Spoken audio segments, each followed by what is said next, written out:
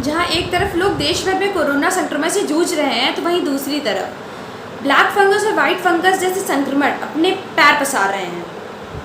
नमस्कार, आप देख रहे हैं अभी तक और मैं हूं आपके साथ आंचल श्रीवास्तव। और आज मैं आप सब से ब्लैक फंगस और वाइट फंगस जैसे संक्रमणों के बारे में विस्तार से चर्चा करना चाहती हूँ। ब्लैक फंगस के बढ़ते मामलों को देखते हुए लोगों के मन में सवाल आ रहे हैं कि दूसरी लहर में ये समस्या न जाने कहाँ से आ गई, इसकी क्या वजह हो सकती है और इस बीमारी से किस तरीके से बचाव किया जा सकता है। हालांकि लोगों के मन में ऐसे सवाल आना स्वाभाविक है, क्योंकि अभी तक लोग कोरोना संक्रमण से उभर भी नहीं पाए कि ब्लैक फंगस, वाइट फंगस जैसे संक्रमण से लोगों के मन में काफ़ी डर फैल गया है।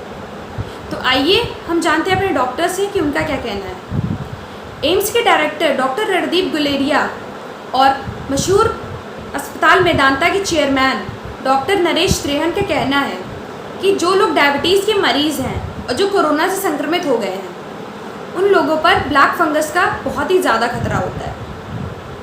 हालांकि ब्लैक फंगस सिर्फ उन्हीं लोगों पर अटैक कर पाता है जिनका इम्यून सिस्टम बहुत ही कमज़ोर होता है।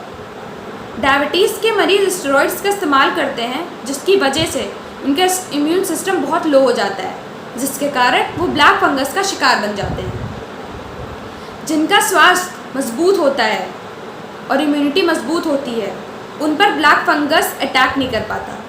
कहा जा रहा है कि ब्लैक फंगस की मौजूदगी मिट्टी में ज़्यादा होती है।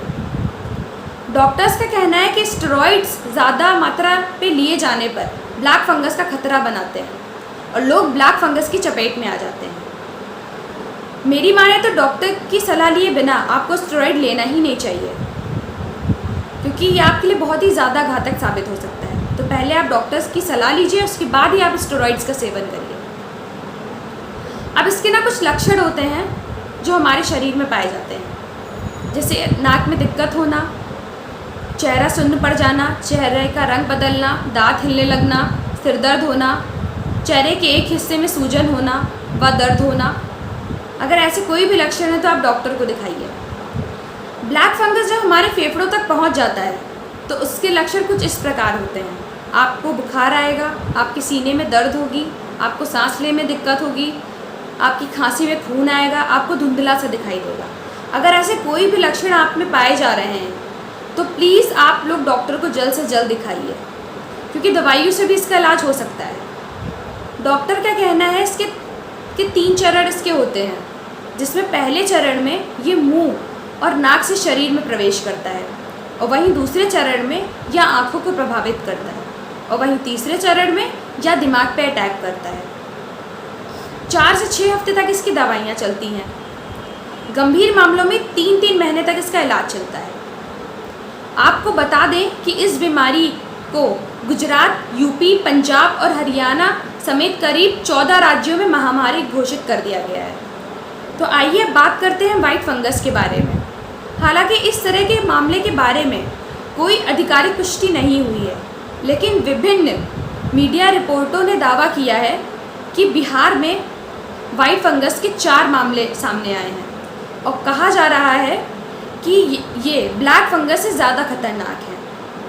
वाइट फंगस फेफड़ों के अलावा आपके शरीर के अन्य भागों जैसे त्वचा, पेट, गुर्दा, मस्तिष्क, निजी अंग और मुंह पर घातक साबित हो सकता है, और कहा जा रहा है ये ब्लैक फंगस से बहुत ही ज़्यादा खतरनाक है।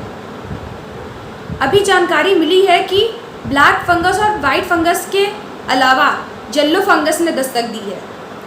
दिल्ली के एनटीआर में इसका पहला मामला सामने आया है, जिसमें बताया जा रहा है कि येलो फंगस ब्लैक और वाइट फंगस से बहुत ही ज़्यादा खतरनाक है, जिसके लक्षण बताए जा रहे हैं कि आपको भूख या तो बहुत कम लगेगी या तो बिल्कुल ही नहीं लगेगी, आपको सुस्ती महसूस होगी और आपका वज़न कम होने लगेगा। हालांकि आपको चिंता करने की कोई भी बात नहीं है, क्योंकि हमारे अस्पतालों में इन फंगस के लिए इंजेक्शन उपलब्ध है, जिसका नाम है एम्फोटेरिसिन बी। तो आप लोग बिल्कुल चिंता मत करिए। अगर आपको कोई भी फंगल इन्फेक्शन के कोई भी लक्षण दिखाई दे रहे हैं तो आप डॉक्टर से सलाह लीजिए और उनको जल्द से जल्द दिखाइए। आप स्वस्थ रहिए और अपने आसपास लोगों का ध्यान रखिए, खुद का ध्यान रखिए और बिल्कुल टेंशन मत लीजिए। और अधिक जानकारी के साथ हमारे साथ जुड़े रहिए। नमस्कार।